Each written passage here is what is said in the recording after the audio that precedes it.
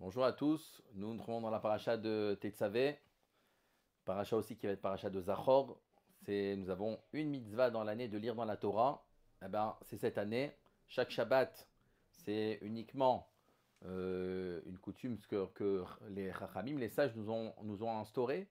Mais ce Shabbat, c'est une obligation, d'après la Torah, d'aller au Beth Knesset et d'écouter la lecture de la Torah qui va être sur Amalek. Amalek qui est ce fameux peuple qui a voulu anéantir le Ham Israël. Dès que le Ham Israël était en mode de faiblesse, alors c'est là que Amalek vient attaquer le Ham Israël. Et donc Purim s'approche. Aman, qui est un descendant de ce peuple de Amalek, a voulu lui aussi exterminer le Ham Israël. Donc c'est pour ça que, pour se souvenir de ce qu'a voulu faire Amalek et de se souvenir que nous devons nous effacer Amalek, donc il y a une mitzvah d'écouter la lecture de la Torah qui va être sur Amalek. On va essayer un petit peu ici de voir dans la paracha. Ici, cette paracha nous parle principalement de la confection des habits du Kohen Gadol lorsqu'il va être dans le service, dans le temple, dans le Beth Amikdash.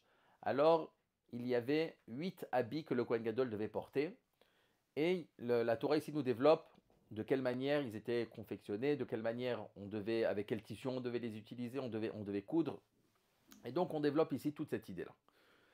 Ici c'est un petit peu intéressant de voir finalement quelle est la place de l'habit dans la Torah.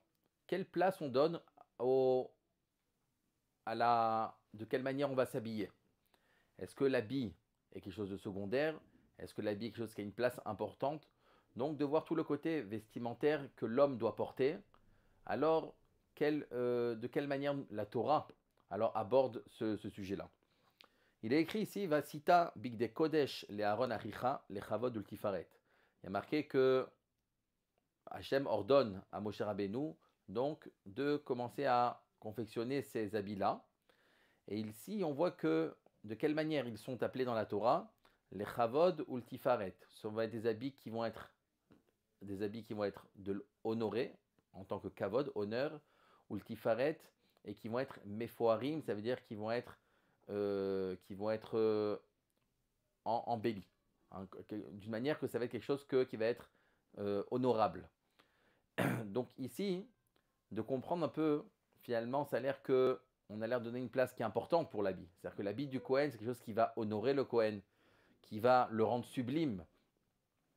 Pourtant, on a l'air de voir que, au contraire, on va pas investir beaucoup pour les habits, on va pas essayer de mettre des choses qui vont mettre en valeur les habits dans une personne.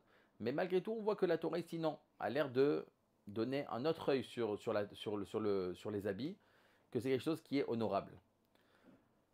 Alors, on sait que dans le travail de toute une vie, le travail d'une personne, alors il y a toujours deux éléments qui sont en contradiction.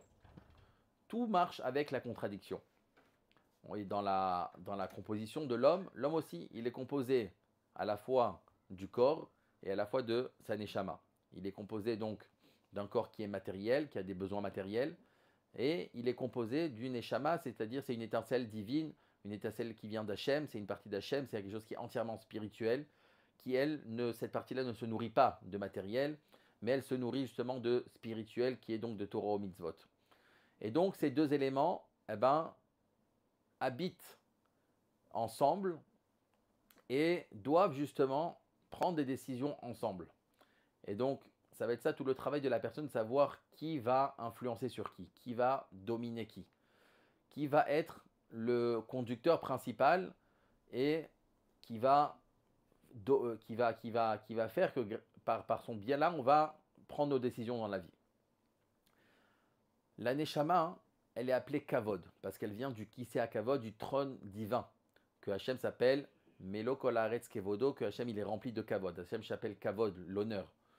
Et donc, cette Neshama qui vient d'Hachem, donc, elle aussi, elle prend ce nom de Kavod, de l'honneur.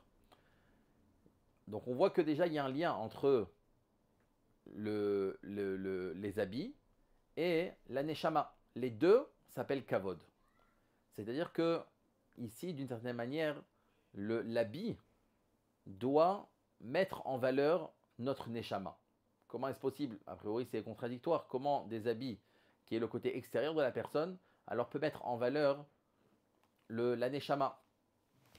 Alors pour revenir un petit peu en amont, on voit que depuis la faute déjà de Adam Arishon, c'est là qu'on va dire que c'est là que la partie vestimentaire est apparue. Lors de la création du monde, il y a marqué que Vayu Shneem Arumim Adam Veishto Velo Itboshashu. Voici que lorsque l'homme a été créé, lorsque Chava a été créé, ils étaient nus, sans habits. Et la Torah nous dit Velo Itboshashu, il n'y avait aucune honte à ça.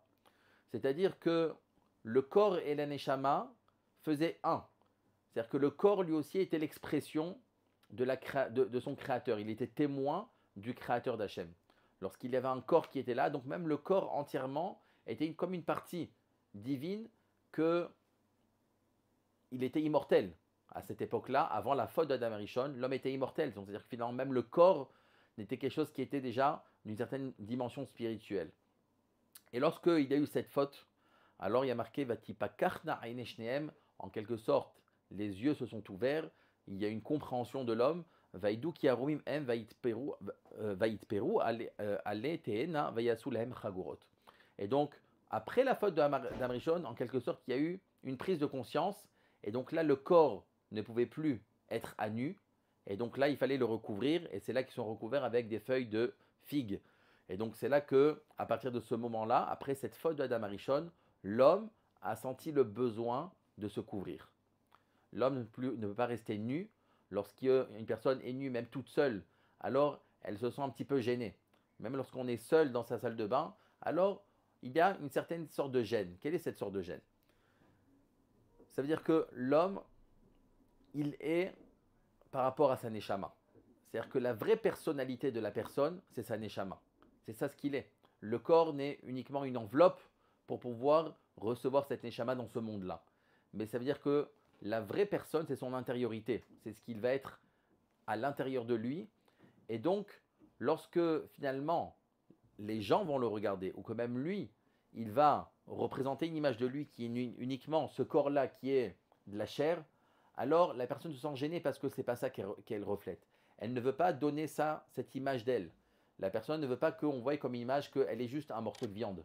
L'homme est quelqu'un avec un intellect, avec un ressenti, avec un intérieur qui est cette neshama, qui représente la gloire et l'honneur d'Hachem. C'est cette partie-là que l'homme représente.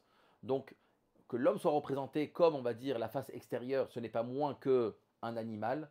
Alors effectivement, un homme se sent mal avec ça. C'est ça le idboshashu, c'est un petit peu cette honte qu'il y a. Quand on a honte, c'est que finalement, on sent que c'est pas ce qu'on est, on n'est pas représenté comme il faudrait. C'est une partie de nous finalement qu'on va être rabaissé et qu'on ne représente pas cette partie-là. Donc l'homme, après la faute, alors le corps en quelque sorte, il est devenu matériel. Il a pris une partie de matérialité. Et donc cette partie de matérialité finalement en était plus représentative de la personne et donc il fallait en quelque sorte la cacher.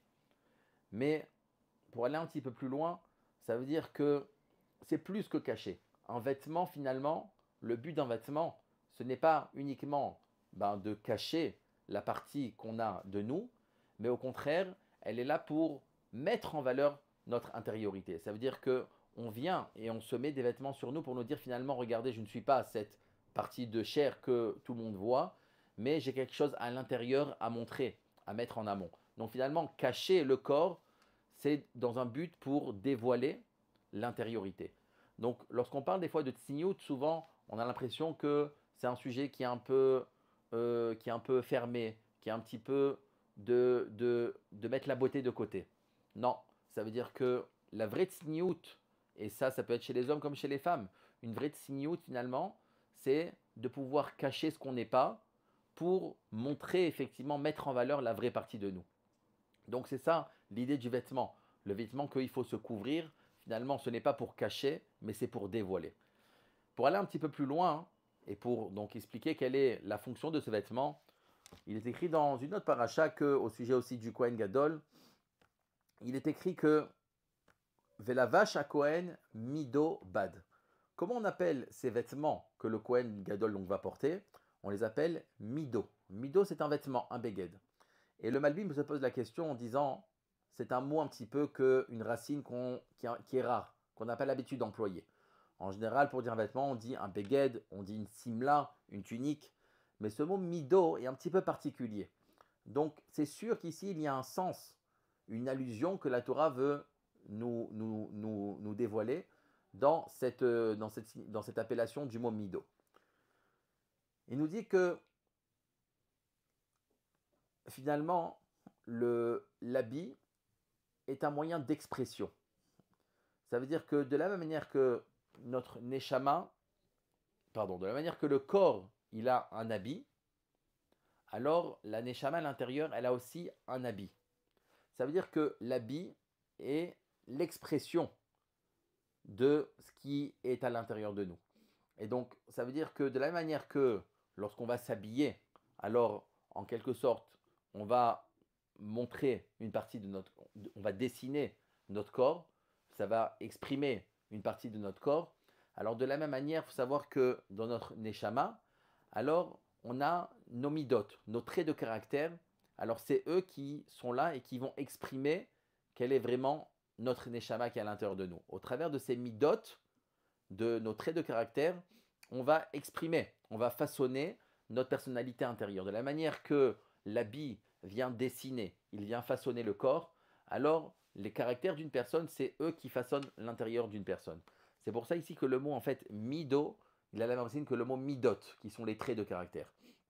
Et c'est pour ça que on demande au Kohen de mettre des habits qui vont être avec une certaine qualité, un certain tissu, parce qu'en fait, au travers de ces habits, on demande au Kohen qu'il puisse faire un travail aussi à l'intérieur de lui, pour qu'il puisse aussi raffiner et travailler ses habits de sa neshama. C'est pour ça que la Gemara va très loin et nous dit qu'en fait, chaque habit que le Kohen mettait, il était là pour pardonner une faute dans l'âme Israël. Il venait pardonner la colère, il venait pardonner la médisance, il venait pardonner la jalousie. Donc, toutes les midotes qu'une personne, les mauvais traits de caractère qu'une personne peut contenir en elle, alors ces habits-là, eux aussi sont le reflet. À l'extérieur, c'est un reflet pour avoir une influence sur nos midotes qui sont à l'intérieur. Et donc, au travers de l'habit, finalement, on vient un petit peu influencer sur nos traits de caractère qui sont nos habits intérieurs. C'est pour ça que finalement, donc, on voit au travers de ça en quelques mots que l'habit que la personne va porter, c'est le reflet de ses habits intérieurs. Une personne qui est sobre, une personne qui aura de la hanava, qui va être humble, une personne qui va avoir une gentillesse, alors elle va s'habiller d'une certaine manière. Une personne qui est orgueilleuse, une personne qui est coléreuse, alors elle va avoir des habits aussi qui vont être à l'image de ça.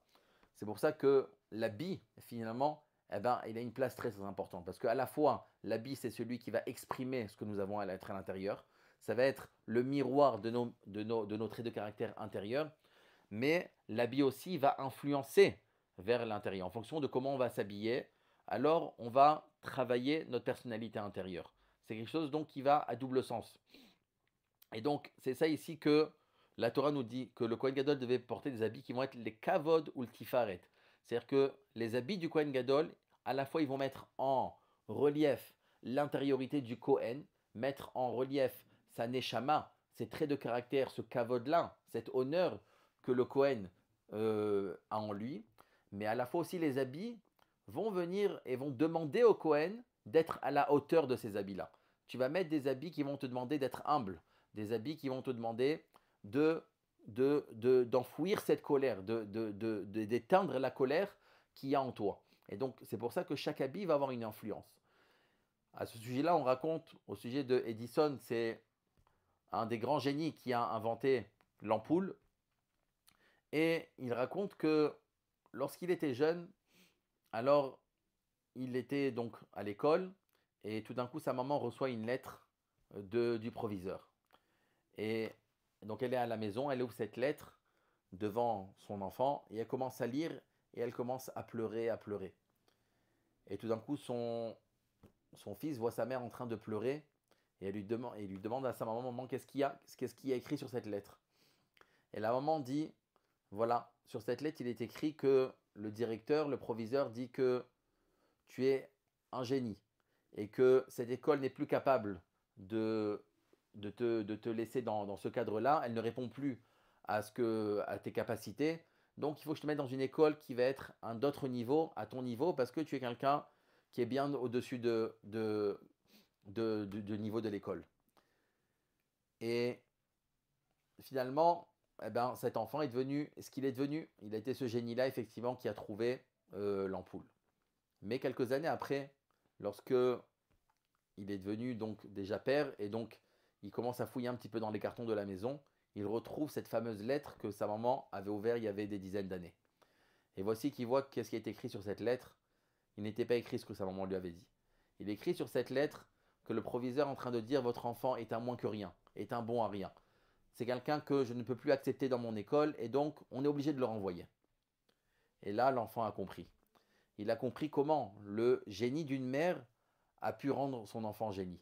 Comment le génie d'une mère d'avoir eu des yeux qui étaient positifs, des yeux qui ont influencé finalement sur le regard que l'enfant pouvait porter sur lui-même. Donc c'est ça qui l'a fait rendu un génie. Lorsque on va donner de la manière dont on va regarder nos enfants, alors c'est comme ça qu'ils vont devenir. De la manière dont on va se regarder, c'est comme ça qu'on va devenir. De la manière dont on va s'habiller, alors c'est un regard qu'on porte sur nous. Lorsqu'une personne s'habille pour mettre son corps en relief, donc finalement ça veut dire que elle-même, elle se méprise parce qu'elle se dit je ne suis pas plus qu'un corps. Mais lorsqu'une personne va s'habiller d'une manière à mettre en relief son intérieur et de dire que finalement je veux mettre en relief mes midotes et mes qualités, alors l'habit va être en fonction. C'est pour ça que l'habit a une place très importante. C'est l'honneur de la personne, c'est le kavod de la personne. Et ce n'est pas pour rien que pendant Shabbat, il y a une mitzvah de s'habiller honorablement. On aurait pu dire finalement, qu'est-ce qui se passe? Pourquoi le juif tout d'un coup est en train de mettre des beaux habits? Il est en train de mettre la cravate, il est en train de mettre le costume. À qui il a besoin de plaire? Il a besoin de mettre son corps en avant? Non. Ça veut dire que l'habit, comme on a dit, est l'expression d'un ressenti intérieur, l'expression de nos midotes à l'intérieur. Lorsque Shabbat rentre, alors on a une neshama supplémentaire.